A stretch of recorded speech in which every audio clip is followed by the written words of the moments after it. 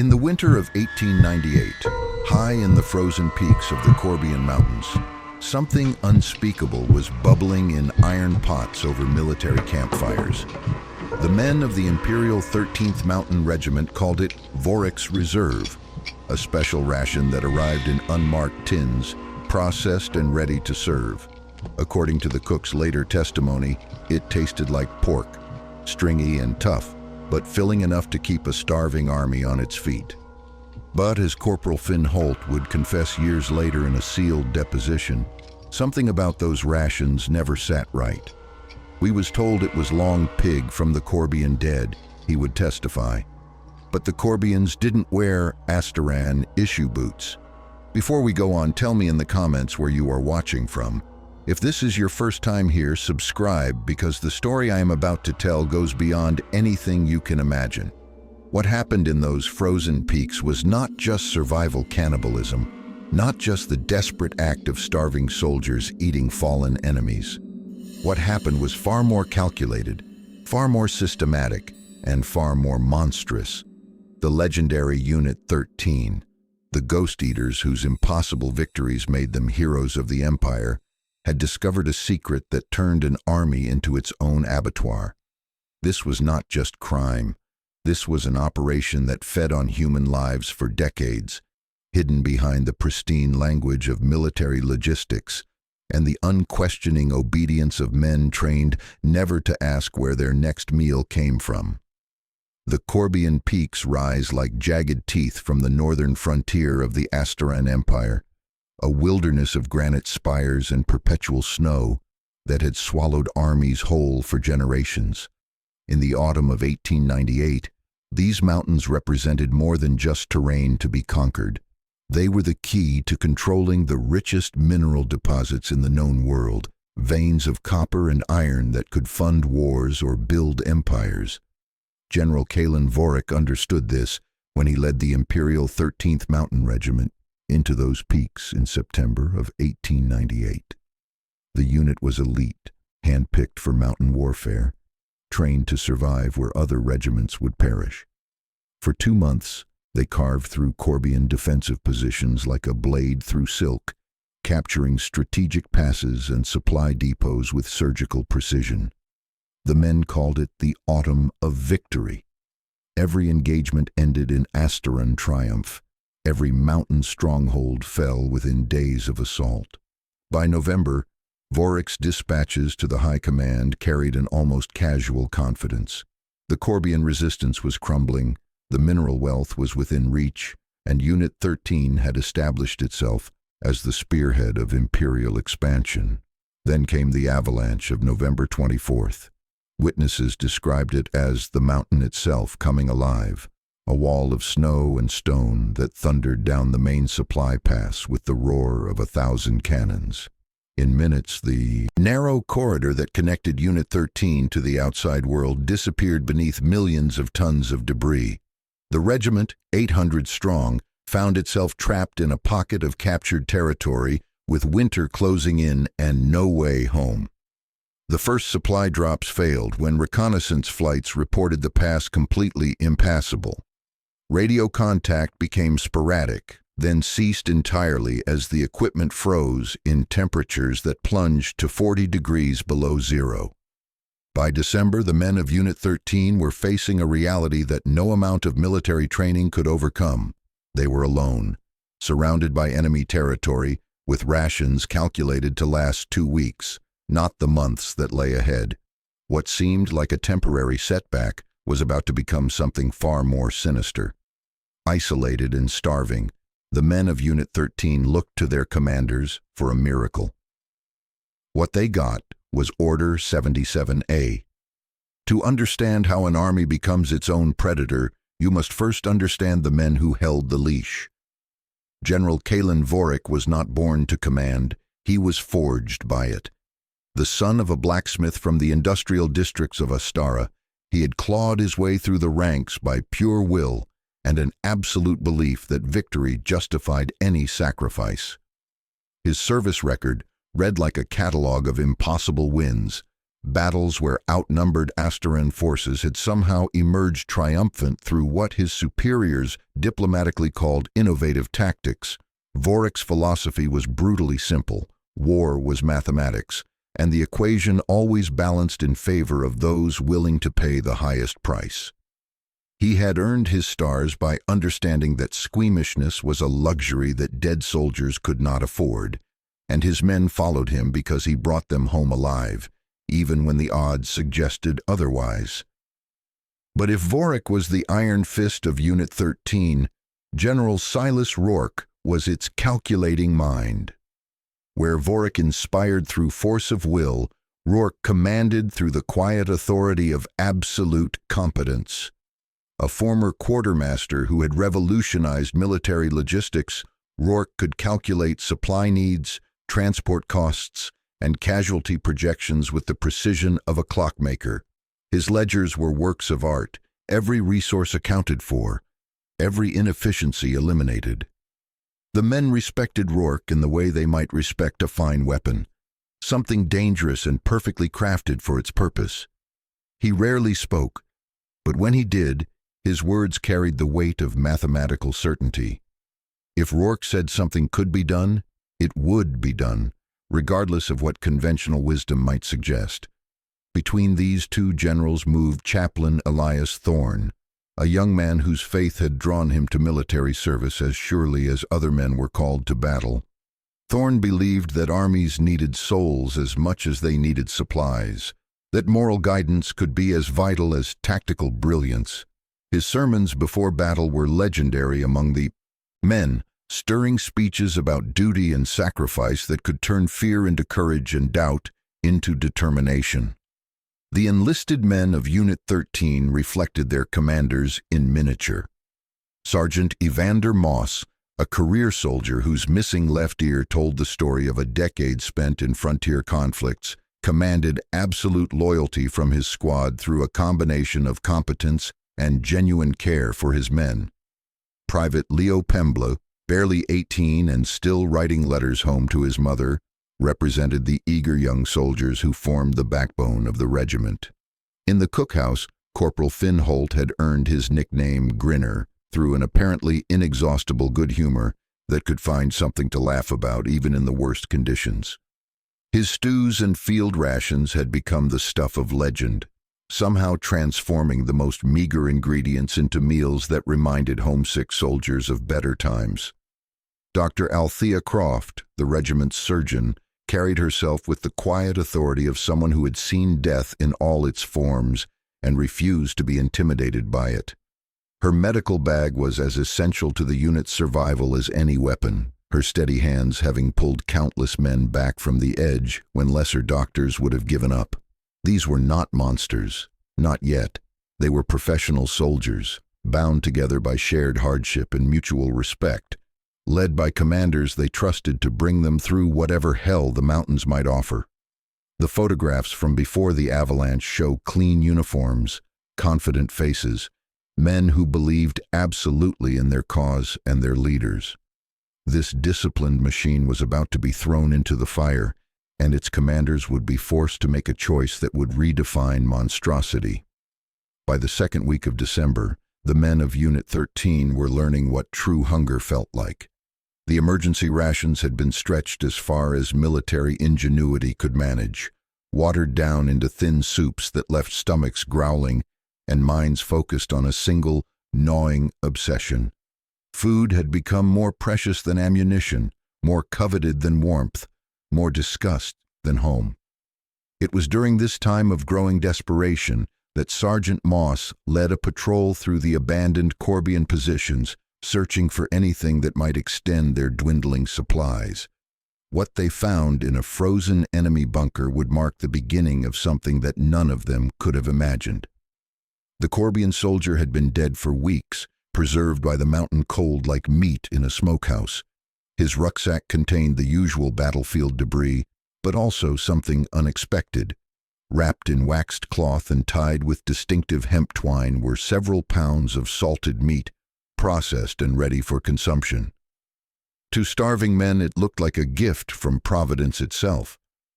Moss brought the discovery back to camp with a mixture of excitement and unease that he could not quite articulate. The meat was clearly Corbian military issue, marked with their distinctive preservation stamps, but something about it made his veteran instincts whisper warnings he could not ignore. General Vorik received the report with the calculating interest of a man who understood that survival often required abandoning squeamishness. In the command tent that night, he delivered what would later be remembered as his first philosophical statement about the new reality they faced. "The enemy provides for us even in death," he told his officers. "We would be fools to let pride starve us when Providence offers sustenance." The first batch of what would become known as Vorik's Reserve was served 3 days later. Corporal Holt, the regiment's beloved cook, prepared it with his usual attention to seasoning and presentation, transforming the mysterious meat into a stew that filled the camp with aromas that reminded homesick soldiers of better times. Most of the men ate with the desperate gratitude of the truly hungry, asking no questions about the source of their salvation. But not everyone found the meal so palatable. Chaplain Thorne, sitting with his tin plate barely touched, noticed the way some of the veterans ate with mechanical efficiency rather than pleasure, their faces carefully neutral in a way that suggested they were working very hard not to think about what they were consuming. Dr. Croft excused herself halfway through the meal, claiming a sudden onset of nausea that she attributed to the altitude. More disturbing was Sergeant Moss himself, who ate nothing at all. When pressed by his men, he claimed to be saving his portion for the morning, but Thorne noticed the way his eyes kept returning to the distinctive hemp twine that had bound the original package. Something about that twine troubled him, though he could not say exactly what. The meal was declared a success. Morale improved noticeably, and the men seemed to regain some of the energy that weeks of hunger had stolen from them. Vorik noted in his dispatch to High Command that innovative rationing strategies were proving effective in maintaining unit cohesion and fighting strength. But late that night, as the camp settled into exhausted sleep, Sergeant Moss made a discovery that would haunt him for the rest of his life.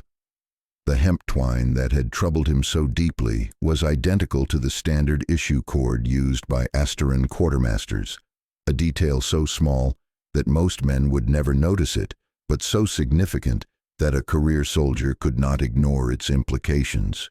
This first grim meal was just the beginning. The system was about to become far more efficient and far more hungry. The telegraph that arrived on December 20th carried more than just words. It carried the weight of imperial expectation. The message from Asteran High Command was brief, but loaded with implications that would drive Vorik and Rourke toward choices that neither man could have imagined making just months before. Hold position at all costs. The dispatch read, "Relief force mobilizing for spring deployment. Your continued resistance is of strategic importance to the Empire. Your methods of maintaining unit strength under adverse conditions are being studied with great interest by the General Staff." That final line would prove to be the most dangerous sentence ever transmitted to the frozen peaks of the Corbian Mountains. The High Command was not just ordering them to survive, they were specifically noting and approving of whatever techniques were keeping Unit 13 operational when conventional wisdom suggested they should have collapsed weeks ago. General Rourke, reading the message by lamplight in his meticulously organized command post, understood the subtext immediately. The Empire was watching, evaluating, and expecting results that could only come from methods that conventional military doctrine did not officially recognize. His journal entry from that night captures the moment with chilling clarity. "The High Command has given us carte blanche," he wrote. "They want results without questions. We are now operating under what amounts to imperial sanction for innovation." For Vorik, the message represented validation of his pragmatic approach to command. If the Empire was interested in their survival methods, then clearly his decision to utilize Corbian resources had been not just justified, but commended. The moral weight that had troubled some of his officers could now be set aside in favor of military necessity endorsed at the highest levels, but the telegraph also brought an unexpected complication in the form of external observation. The Corbian trapper, a weathered local who had been moving through the mountains with the seasonal migration patterns of the native wildlife, had been captured by a patrol near the perimeter of their defensive positions. The man claimed to be nothing more than a fur trader following ancient routes, but his presence so close to their camp suggested he had been watching their operations with an interest that went beyond mere curiosity. Under interrogation, the trapper revealed a troubling familiarity with their daily routines, their supply schedules, and the locations of their waste disposal sites. He spoke a broken pidgin Asteran, mixing local dialect with military terms he could only have learned through extended observation. More disturbing still, he carried detailed sketches of the camp layout, including areas that should have been invisible from any external vantage point. After 3 days of questioning that yielded little useful intelligence, Vorik made the decision to release the man. The official reasoning was that he posed no immediate threat and might serve as a messenger to other locals about Asteran's strength and resolve. But the real calculation was more complex. Killing a civilian would require explanations that might complicate their relationship with high command, while releasing him sent the message that Unit 13 was confident, enough in their position to show mercy. What no one anticipated was that the trapper's 3 days in their custody had given him access to sights and sounds that would later prove devastating to their carefully constructed narrative. His keen eyes had noted the unusual activity around the cookhouse during night hours, the strange ash deposits near the waste pits, and most significantly, the distinctive smell that seemed to permeate the entire camp, a scent that reminded him uncomfortably of the slaughterhouses from his youth in the valley towns. The trapper was released on Christmas Eve, disappearing into the mountain wilderness with the silent efficiency of someone who knew these peaks better than the soldiers who occupied them. His departure was noted in the duty log as a minor administrative matter, but his memory of what he had witnessed would prove to have consequences that reached far beyond the frozen boundaries of their mountain prison. With the eyes of the Empire upon them, the generals of Unit 13 doubled down, perfecting the machine that kept them fed and feared.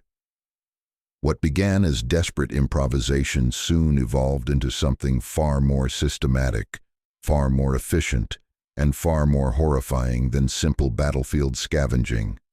By January of 1899, the procurement and processing of what the men had learned to call Vorik's Reserve had become as routine and methodical as any other military operation. The system operated on a simple but chilling logic. Night patrols, led exclusively by hand-picked veterans under Rourke's direct command, would venture into the contested zones between Asteran and Corbian positions. Officially, these missions were reconnaissance operations, gathering intelligence on enemy movements and supply lines. Unofficially, they were harvesting expeditions, collecting the raw materials that kept the regiment operational. The process began with careful selection. Rourke's ledgers, written in his precise handwriting, reveal a mind that approached the unspeakable with the detached efficiency of an accountant. Bodies were evaluated based on condition, size, and what he euphemistically termed processing potential. Those deemed suitable were transported back to camp under cover of darkness, carried on stretchers that the duty logs listed as wounded Asteran personnel requiring medical attention. Dr. Althea Croft found herself conscripted into the machine through a series of orders that she later claimed left her no choice but compliance. Her medical expertise was required, Rourke explained, to ensure that the processing met proper sanitary standards. Her post-mortem catalog from this period shows a disturbing pattern of entries where cause of death is listed simply as combat trauma, with examination times that were impossibly brief for thorough medical assessment. The actual processing took place in what had once been a storage shed behind the main cookhouse, a building that Corporal Holt had requisitioned for what he termed special food preparation duties. The transformation of this space into something resembling an industrial butcher shop happened gradually, with tools and equipment appearing as if by magic from the regiment's dwindling supply reserves. Holt himself underwent a transformation during these months that his fellow soldiers found increasingly disturbing. The jovial cook who had earned his nickname through constant good humor became grimly efficient, speaking in technical terms about cuts and preparation methods that seemed far beyond his previous culinary experience. His hands, once soft from kitchen work, developed the calluses and scars of someone who spent hours each day working with knives and cleavers. The distribution system was perhaps the most insidious aspect of the entire operation. Vorik's reserve arrived at mealtimes in unmarked tins, indistinguishable from standard military rations except for their hand-stamped labels. The meat was always thoroughly cooked, seasoned heavily with herbs and spices that masked any distinctive flavors, and mixed with vegetables and grains that created the impression of conventional field stew. Most importantly, the rations were distributed with the authority of official military supply. Questions about their source were discouraged not through threats or intimidation, but through the simple expedient of treating such inquiries as violations of operational security. Soldiers who asked too many questions found themselves assigned to dangerous duties or transferred to positions where their curiosity could be more easily managed. The psychological effect on the regiment was profound and contradictory. Morale remained surprisingly high, bolstered by the fact that they were the only isolated unit in military history to maintain full strength and fighting capacity through an entire mountain winter. The men took pride in their resilience, their ability to thrive where others would have perished, their reputation as the ghost eaters who could survive anything the mountains could throw at them. But beneath this surface confidence lay a growing undercurrent of unease that manifested in ways both subtle and disturbing. Sleep became fitful for many soldiers, filled with dreams they preferred not to remember. Appetites became strange and selective, with some men developing sudden aversions to certain foods, while others seemed perpetually hungry no matter how much they consumed. If you're finding this story as unsettling as I am, subscribe so you don't miss how this machine of horror finally began to unravel. The efficiency of the system was its greatest strength, but also the source of its eventual downfall. Rourke's meticulous record-keeping, designed to ensure optimal resource utilization, would become a paper trail that led directly to evidence that no amount of military discipline could suppress. But no machine is perfect, and the first crack appeared not from an enemy attack, but from a single, observant man. Sergeant Evander Moss had survived 15 years of frontier warfare by trusting his instincts, and by February of 1899, every instinct he possessed was screaming that something was fundamentally wrong with their miraculous survival. The hemp twine that had troubled him since that first discovery in December had become an obsession, a detail so small that most men dismissed it as meaningless, but so significant that he could no longer ignore its implications. The breakthrough came during a routine inventory of personal effects from fallen soldiers, a grim but necessary task that Moss had performed countless times throughout his career. Among the belongings of a Corbian soldier allegedly killed in a recent skirmish, he found items that should not have existed: a harmonica manufactured in Astara, a locket containing a photograph of people who were clearly not Corbian. Most disturbing of all, a prayer book written in perfect Asteran script, with handwritten notes in the margins that referenced places and people from the Asteran heartland. Moss brought his concerns to the one man in the regiment whom he trusted absolutely, Chaplain Elias Thorne. The two had served together for 3 years, and Thorne's reputation for moral courage was unquestioned among the enlisted men. If anyone could be trusted with suspicions that bordered on mutiny, it was the chaplain who had never hesitated to challenge authority when conscience demanded it. The conversation took place in the makeshift chapel that Thorne had established in a corner of the supply tent, a space where the sounds of confession were expected, and private conversations could occur without arousing suspicion. Moss laid out his evidence methodically, piece by piece, building a case that grew more horrifying with each revelation.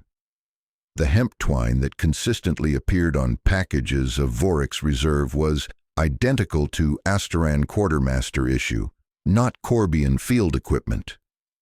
The personal effects allegedly taken from enemy dead included items that could only have come from Asteran soldiers. Most damning of all, the casualty reports from recent patrols showed a disturbing pattern of men who were reported as missing in action, only to have similar personal belongings appear days later among the effects of supposedly fallen enemies. Thorne listened to the sergeant's testimony with growing horror, but also with the trained skepticism of a man who understood that accusations of this magnitude required absolute proof. Together, they began a careful examination of the regimental records, cross-referencing casualty reports with medical logs, supply inventories with patrol schedules, and official dispatches with the reality they observed daily in the camp. What they discovered was a pattern of discrepancies that became impossible to ignore once you knew what to look for. Dr. Croft's post-mortem catalog showed examination times that were impossibly brief for thorough medical assessment. Soldiers who were reported as killed in action had wounds that their medical records indicated should not have been fatal. Men who were listed as missing in action had left behind personal effects that later appeared among the belongings of enemy casualties. The most chilling discovery came when they compared the official casualty figures with the actual number of graves in the makeshift cemetery. The mathematics were simple and horrifying. More men were listed as dead than were actually buried, while the supply of Vorix Reserve continued to arrive with mechanical regularity despite the supposed scarcity of enemy contacts. Private Leo Pemblay, the young soldier who had been writing letters home to his mother since their isolation began, approached Sergeant Moss 3 days after their investigation began. The boy was terrified, barely able to articulate the fears that were consuming him, but his message was clear enough to freeze the blood of both men who heard it. Pemble had been assigned to night guard duty near the cookhouse, a routine posting that had given him an unwanted education in the reality of their survival. He had seen the stretchers arriving under cover of darkness, had heard the sounds of industrial activity from the processing shed, and most significantly, had witnessed men who were supposedly on patrol being escorted into areas from which they never emerged. His fear was not just of death, but of something worse than death. He had realized, with the terrible clarity that comes only to the truly desperate, that in Unit 13, desertion was not just punishable by death, it was punishable by becoming part of the supply chain that kept the regiment operational. The boy pressed a crumpled piece of paper into Moss's hands, a letter he had written but could never send. The final lines would haunt both men for the rest of their lives. "I fear the stew pot more than I fear the Corbian sniper," he had written. "At least the enemy kills you before they consume you." The following morning, both Sergeant Moss and Private Pemble were assigned to the same notoriously dangerous night patrol. The patrol that left the perimeter of Unit 13's defensive positions on the night of February 14th was designated as a reconnaissance mission to probe Corbian defensive positions along the eastern ridge. 5 men were assigned to the operation under the command of Lieutenant Hayes, a junior officer whose loyalty to General Rourke was absolute and unquestioning. By dawn on February 15th, only 1 man returned. Sergeant Moss was found 300 yards from the camp perimeter, unconscious and bleeding from a head wound that military surgeons would later describe as consistent with close-range rifle fire. The bullet had grazed his skull rather than penetrating, leaving him alive but with no memory of the events that had transpired during the night patrol.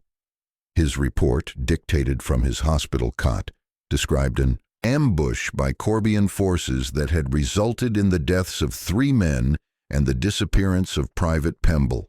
The official record listed the casualties as combat deaths and Pemble as missing in action, presumed captured or killed. Lieutenant Hayes filed a routine after-action report that attributed the disaster to aggressive enemy patrolling and recommended increased caution for future reconnaissance operations. The incident was classified as a tactical setback, but not unusual given the challenging nature of mountain warfare. But Chaplain Thorne, studying the official reports with the skeptical eye that his investigation with Moss had developed, found details that suggested a very different narrative. The location where Moss was found was not consistent with the reported patrol route. The nature of his wounds suggested he had been shot while stationary, not during a running firefight. Most significantly, the personal effects recovered from the scene included items that belonged to Private Pemble, scattered as if dropped during a struggle rather than lost during combat. 3 days later, Thorne made a decision that would change everything. Driven by a combination of moral outrage and desperate need for proof, he approached General Vorik directly with his concerns about the patrol incident and the broader patterns of irregularities that his investigation had uncovered. The confrontation took place in Vorik's command tent, a space that normally inspired respect and deference from junior officers. But Thorne was no longer thinking as a subordinate seeking permission. He was acting as a man of conscience demanding answers. His presentation was methodical and devastating, laying out the evidence that he and Moss had compiled with the precision of a prosecutor building a case for murder. Vorik listened to the chaplain's accusations with the calm detachment of a professional soldier, occasionally asking for clarification on specific points, but showing no sign of surprise or alarm at the magnitude of what was being suggested. When Thorne finished his presentation, the general sat in silence for several long minutes, as if weighing options that only he could see. Finally, Vorik spoke with the measured tone of a man who had made a difficult but necessary decision. The chaplain's concerns were noted and would be investigated through proper channels. In the meantime, Thorne was to consider himself relieved of pastoral duties while a full inquiry was conducted. Any discussion of these matters with other personnel would be considered a breach of military discipline and dealt with accordingly. Dismissed and effectively silenced, Thorne returned to his quarters with the growing realization that his confrontation with Vorik had accomplished nothing except to mark him as a threat to be managed. But his sense of helplessness was about to transform into something approaching terror. That evening, driven by a compulsion he could not fully explain, Thorne made his way to General Rourke's command post. What he intended as a final appeal to military justice became something far more sinister when he discovered that Rourke's door was not locked and the general was not present. The interior of Rourke's quarters was a monument to military efficiency, every item precisely placed and accounted for. But on the general's desk, displayed with casual indifference, were personal effects that Thorne recognized immediately. Private Pemble's harmonica, the instrument the young soldier had played during quiet moments in the evening. A small locket that contained a photograph of an elderly woman who could only be Pemble's mother. Beside these items lay Rourke's personal journal, open to a page that contained entries from the night of the patrol. The handwriting was neat and precise, documenting the evening's events with the clinical detachment of an accountant recording transactions. 1 unit acquired, the entry read, cowardly stock, but lean. Processing complete by 0300 hours. The sound of footsteps approaching the command post sent Thorne into a panic that he had never experienced in years of military service. He fled into the mountain darkness with his heart pounding and his faith in the institution he had served shattered beyond repair. Reeling and terrified, Thorne realized the truth was not just buried on the battlefield, it was logged, tallied, and filed away in the general's own ledger. What Chaplain Thorne had glimpsed in those terrifying moments in Rourke's quarters was only the surface of a record-keeping system that transformed mass murder into accounting procedures. Driven by a desperation that overcame his fear, he made the decision that would either expose the horror of Unit 13 or cost him his life. He had to steal that journal. The opportunity came 3 nights later during a false alarm that sent most of the camp scrambling to defensive positions. A sentry had reported movement along the eastern perimeter, triggering a general alert that pulled officers from their quarters to coordinate the response. In the chaos of men rushing to battle stations, Thorne slipped into Rourke's command post with the practiced stealth of someone whose survival depended on not being discovered. The journal lay exactly where he had seen it, but now closed and locked with a small brass mechanism that spoke to its importance. Using a letter opener from Rourke's desk, Thorne forced the lock with hands that trembled from a combination of fear and moral fury. What he found inside would haunt him for the remainder of his life. Rourke's entries were written with the meticulous precision of a man who took pride in accurate record-keeping. But the language was coded, using euphemisms and military terminology to disguise activities that would have horrified even hardened soldiers. Stock acquisition for what was clearly the selection and murder of victims. Processing efficiency for the systematic butchering of human beings. Unit maintenance for the feeding of corpses to unknowing soldiers. The mathematical precision was perhaps the most chilling aspect of the entire record. Rourke had calculated exactly how many pounds of processed protein were required to maintain 800 men at fighting strength. He had determined optimal processing methods that maximized yield while minimizing waste. He had even developed quality control standards that rated different sources based on age, physical condition, and what he termed flavor acceptability. But it was the tally marks that told the true story of Unit 13's survival. Page after page of careful notation, each mark representing a human life reduced to a logistical transaction. The numbers began in December with marks that could reasonably correspond to Corbian casualties, but as the weeks progressed, the tallies increased far beyond what enemy contact reports could possibly justify. Cross-referencing the dates with official casualty reports revealed the horrible truth that Thorne had suspected but hoped was impossible. The journal entries corresponded exactly with the disappearances of Asteran soldiers who had been listed as missing in action, killed in combat, or transferred to other duties. Private Pembley's name appeared in a list labeled as uncooperative assets requiring immediate processing.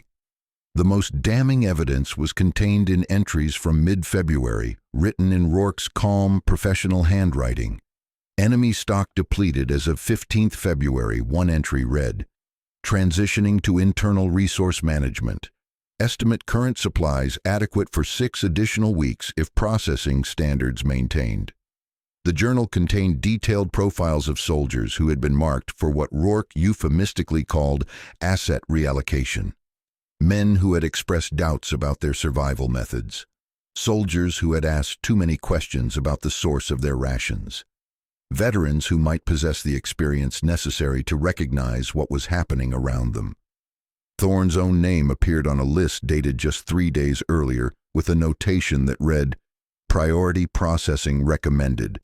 Subject possesses dangerous knowledge and insufficient loyalty to maintain operational security."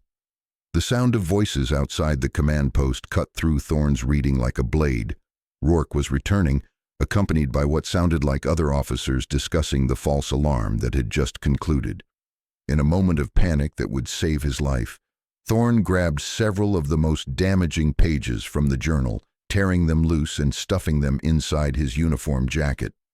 He escaped through a rear entrance just as Rourke entered the front of the command post, his heart hammering with the knowledge that he now possessed proof of crimes that went far beyond anything he could have imagined. But he also knew that possessing the evidence and surviving long enough to act on it were two very different challenges.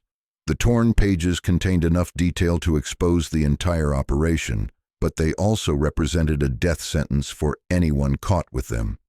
Rourke would discover the theft within hours, and when he did, every resource of Unit 13 would be mobilized to find the thief and recover the evidence. Armed with this evidence, Thorne planned to expose the generals, but he was about to learn that the machine was already in motion to silence him. The summons came at dawn. Chaplain Thorne was to report immediately to General Vorick's command tent for what the official order termed a disciplinary consultation. But Thorne knew this was not a consultation, but a sentencing. The stolen pages from Rourke's journal lay hidden beneath a loose floorboard in his quarters, carefully wrapped in oiled cloth. He had spent the night memorizing their contents, knowing that if he did not survive the coming confrontation, the evidence might be the only thing that could expose the truth. Walking across the camp, Thorne noticed details that had escaped his attention before. The way other soldiers avoided meeting his eyes, the unusual number of armed guards positioned at strategic points, the smell that emanated from the cookhouse, a scent that he now recognized with horrible clarity. Inside the command tent, he found both generals seated behind a field table, with the formal bearing of men conducting a military tribunal. The atmosphere was heavy with unspoken accusations and the promise of consequences that went far beyond military justice. Vorick spoke first with measured authority. The chaplain's recent behavior had been noted and evaluated. His unauthorized access to restricted areas, his improper questioning of official reports, most seriously, his theft of classified military documents. Rourke's contribution was delivered with the same clinical detachment that characterized his journal entries. He had discovered the violation of his quarters within hours. The missing pages represented a breach of operational security that could not be tolerated. But it was what Rourke said next that transformed the meeting into a philosophical debate about survival and victory. The chaplain had seen only part of the picture. The complete context would provide a very different understanding of their situation. Unit 13 had been abandoned by High Command, left to survive based entirely on their own resources and ingenuity. The conventional rules of warfare had become irrelevant when those rules would have resulted in the death of 800 loyal soldiers. What they had done was not evil, it was evolution, the natural adaptation of a military unit to circumstances that demanded choices no peacetime manual could have anticipated. Vorick took up the argument with passion. They had preserved the fighting strength of an elite regiment when abandoning that strength would have been the real crime. Every man who had died in service to the greater survival of the unit. Every sacrifice had been weighed against the mathematical reality of keeping 800 soldiers alive through a mountain winter. The generals were not asking for understanding, they were demanding it. Thorne could accept a promotion to major, a commendation for his service, and a carefully crafted story about shared hardship. His moral concerns would be noted and respected, but subordinated to the greater good of unit cohesion and imperial security. The alternative was presented with calm professionalism, a regrettable accident during a routine patrol, a tragic loss of a valued officer to the hazards of mountain warfare, a brief memorial service followed by burial in the regimental cemetery. Thorne understood he was not really being offered a choice. Looking into the faces of the two generals, he saw men who had crossed a line so completely that they could no longer recognize it as a boundary. They genuinely believed their actions had been not just justified, but admirable, a triumph of practical thinking over sentimental weakness. With a performance that drew on reserves of deception he had never known he possessed, Thorne accepted their offer. He would take the promotion, endorse their version of events, and never speak of the irregularities he thought he had observed. The generals accepted his capitulation with satisfaction. Rourke even smiled as he shook Thorne's hand, a gesture that carried both congratulation and warning. But as Thorne left the command tent with his new rank insignia and his death sentence temporarily postponed, he understood that his performance had bought him time, nothing more. The machine that had consumed Private Pemble and Sergeant Moss was still operational, still hungry, and still utterly convinced of its own righteousness. Defeated and complicit, Thorne watched as the final brutal act of the Corbian campaign unfolded, a victory built on a foundation of bones. The relief force that arrived in the Corbian Peaks on March 15, 1899, expected to find the remnants of a decimated regiment, survivors clinging to life after months of desperate isolation. Instead, they discovered something that defied every assumption about mountain warfare and human endurance. Unit 13 was not just intact, they were thriving. 800 men stood at attention in perfect formation, their uniforms clean and pressed, their weapons maintained to parade ground standards.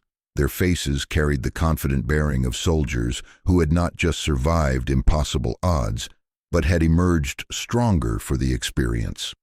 The relief commanders were astounded by what appeared to be a miracle of military discipline and resourcefulness. General Vorick's official report painted a picture of triumph over adversity that would become the stuff of military legend. His men had survived through innovative rationing strategies, captured enemy supplies, and the unbreakable spirit that defined elite Asteran forces. The Ghost Eaters had earned their reputation through courage, ingenuity, and an absolute refusal to surrender to circumstances that would have destroyed lesser units. The celebration of their achievement was brief but genuine. Orders came through for immediate redeployment to the capital, where Unit 13 would be honored for their extraordinary service and their methods studied for application to future campaigns.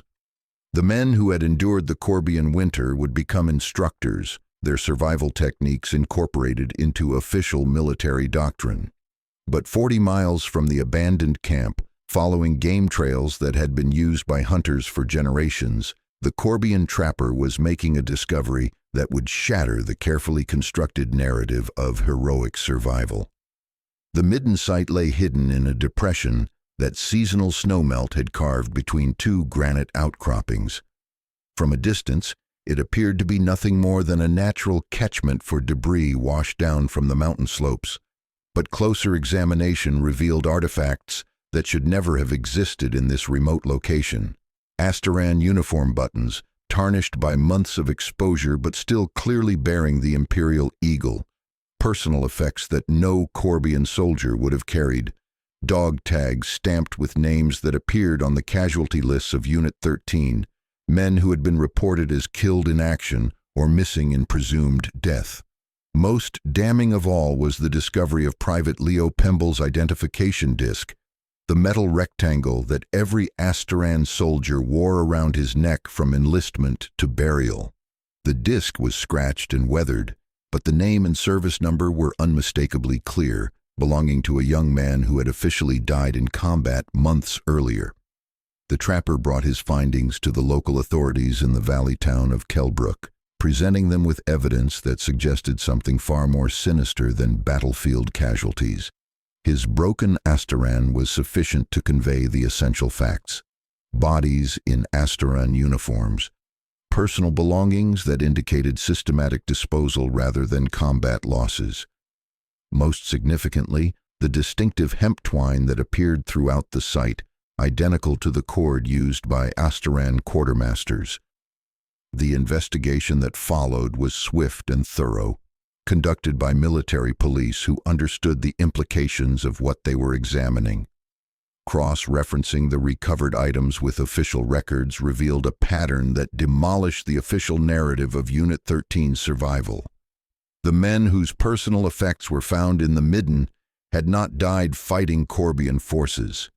They had disappeared during the winter months, their deaths attributed to combat, disease, or desertion. But the physical evidence suggested they had never left the vicinity of their own camp, their bodies disposed of in a location chosen for its remoteness and inaccessibility. The final revelation came from pages of Rourke's journal, recovered from Chaplain Thorne's quarters after his promotion had given investigators cause to examine his belongings more closely. The torn sheets contained entries that transformed the entire understanding of Unit 13's remarkable survival. Enemy stock depleted as of 15th February. One entry read in Rourke's meticulous handwriting, "Transitioning to internal resource management to maintain operational strength through remaining winter months. Current processing methods adequate to sustain full complement for estimated relief timeline." The language was coded, but the mathematics were brutally clear. Unit 13 had not survived the Corbian winter through captured enemy supplies. They had survived by systematically murdering and consuming their own men, culling the weak, the questioning, and the inconvenient to feed the remainder. What had begun as desperate cannibalism of enemy dead had evolved into something far more calculated and horrifying. When the supply of Corbian casualties proved insufficient, the generals had simply expanded their definition of available resources to include their own soldiers. The truth was out, but the empire that had demanded victory at any cost had no use for a truth that smelled of grave soil. The military tribunal that convened 3 weeks after the discovery of the Midden site was designed not to deliver justice, but to contain a scandal that threatened the foundations of military authority. General Vorik entered the tribunal chamber unrepentant. He had accomplished an impossible mission through methods that preserved 800 lives. General Rourke testified with clinical precision, explaining his journal entries as coded references to resource management procedures effective under extreme conditions. The prosecution presented evidence that should have demanded death sentences, personal effects from the Midden site, the trapper's testimony, journal pages documenting systematic murder with the detached efficiency of an accountant. But the tribunal was about institutional survival, not guilt or innocence. The verdicts reflected this reality with cynical precision. Vorik was found guilty of unauthorized deviation from procedures and reassigned to a remote frontier posting. His service record noted administrative irregularities, but preserved his reputation as an innovative commander. Rourke faced charges of improper record-keeping and received a formal reprimand, transferred to a logistics position in the imperial capital. Dr. Althea Croft resigned her commission and vanished from official records. Some claimed she fled to a monastery, others suggested she took her own life rather than live with what she had enabled. Corporal Finn Holt became the tribunal's scapegoat, sentenced to 20 years in military prison as the only participant to face genuine punishment. His sealed testimony contained details so disturbing that transcripts were classified at the highest security levels. Chaplain Thorne received a commendation for his service and a medical discharge for psychological trauma. The official record praised his moral courage while undermining his credibility by attributing his accusations to mental strain. The surviving soldiers were quietly dispersed among different commands, their service records scrubbed of any reference to the Corbian campaign. The official history praised Unit 13's survival as an example of military discipline and innovative thinking under extreme adversity. General Vorik's victory dispatch became the foundation for this sanitized narrative. His description of innovative rationing strategies was accepted as the definitive explanation for their survival, with methods to be studied for future military doctrine. The most chilling aspect was not what was hidden, but what was celebrated. In staff colleges across the empire, Vorik and Rourke's resource management innovations became case studies in creative problem-solving. Young officers studied their methods with admiration, unaware of the true nature of the innovations they were encouraged to emulate. The case was closed, the record sealed, but the land itself and the descendants of the survivors would not forget so easily. More than a century after the Corbian Winter Campaign, hikers in the remote peaks still make discoveries that connect them to a horror their guidebooks never mention.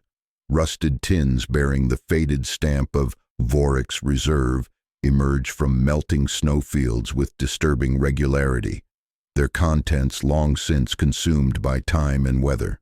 Local climbing guides have learned to recognize the distinctive asterin hemp twine that appears wrapped around weathered fragments of military equipment, though few understand the significance of what they are handling. The descendants of Unit 13 survivors carry stories that have been passed down through 5 generations, fractured narratives that families whisper rather than proclaim. Veterans of later conflicts speak of grandfathers who refused to eat pork, great-uncles who would leave the room when certain military songs were played, men who bore the invisible scars of something they could never fully explain. In the valley town of Kelbrook, where the Corbian trapper first brought his terrible discoveries, the local museum contains a display case labeled simply as "Artifacts from the Imperial Campaigns." Among the rusted belt buckles and tarnished buttons lies Private Leo Pemble's harmonica, donated by an anonymous benefactor who claimed it had been found in the family attic. The museum placard describes it as representative of the personal items carried by soldiers during the harsh mountain campaigns of the late 19th century. But the most disturbing echoes of Unit 13 are not found in museums or family stories. They are buried in the official records of later military conflicts, where similar resource management innovations appear with troubling consistency. Military historians studying the siege of Fort Malabar in 1907 note supply calculations that seem impossibly optimistic given the documented shortage of provisions. The Valdres expedition of 1914 maintained fighting strength for months beyond what their documented rations should have allowed. In each case, the commanding officers were veterans who had served under either Vorik or Rourke in earlier campaigns, men who had learned the lessons of the Corbian winter and applied them with the same methodical efficiency that had made Unit 13 legendary. The mathematics of survival, once learned, proved difficult to forget. A careful examination of military personnel records reveals a pattern of assignments that suggests the innovations of Unit 13 were not isolated incidents, but rather the foundation of a systematic approach to extreme logistics that was quietly passed from mentor to student through decades of imperial service. Officers who had demonstrated exceptional resourcefulness under adverse conditions found themselves assigned to increasingly challenging postings where conventional supply methods were inadequate. The story of Unit 13 is not an anomaly, but a blueprint, one that is followed whenever victory is valued above humanity. The official records tell contradictory stories. Military historians praise Unit 13's innovative survival strategies, while sealed tribunal transcripts describe systematic murder. Descendants whisper fragments of family shame, while museums display sanitized artifacts as symbols of military ingenuity. The truth, like so much else about the Corbian winter campaign, remains buried beneath layers of institutional protection and willful forgetting. General Kalen Vorik died in 1923, honored at his state funeral as one of the empire's greatest military innovators. His obituary praised his ability to achieve the impossible through unconventional thinking and resource management techniques that saved countless lives under extreme conditions. General Silas Rourke lived until 1931, spending his final years as a respected consultant on military logistics, his expertise sought by staff colleges across 3 continents. Chaplain Elias Thorne died alone in 1909. His pension application denied on grounds of insufficient documentation of his service record. The stolen journal pages that had provided the only concrete evidence of Unit 13's crimes were never found among his belongings, leading military investigators to conclude that his accusations had been products of psychological trauma rather than factual observation. The competing narratives will never be fully reconciled. Too many documents were destroyed, too many witnesses silenced, too many inconvenient truths buried beneath the weight of imperial necessity. History belongs to the victors, and the victors have written a story of triumph over adversity that serves their institutional needs far better than any account of systematic cannibalism. But there is one piece of evidence that remains unassailable, one document that survived every attempt at sanitization and suppression. In the military archives of the imperial capital, filed among routine correspondence from the Corbian campaign, lies the final page of General Rourke's personal journal. The entry is dated March 16, 1899, written just hours after the relief force had arrived and the official celebration of their miraculous survival had begun. The handwriting is as precise and methodical as every other entry in his meticulous records. The language is clinical, professional, utterly devoid of emotion or moral reflection. It reads simply, "The regiment is saved. The strength of the unit is preserved.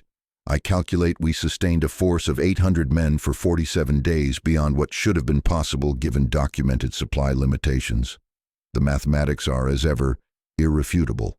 In the end, that may be the most chilling truth of all. For Rourke, the architect of systematic murder, the entire operation reduced to a problem of mathematics successfully solved. 800 men survived. The numbers added up. The mission was accomplished. Everything else was simply the cost of doing business in a world where victory justified any methodology. If you want to hear more stories that reveal the dark mathematics of human survival, subscribe and join us as we continue to uncover the truths that history tried to bury. The wind still blows through the Corbian peaks, carrying whispers of the winter when an army learned to feed on itself and call it innovation.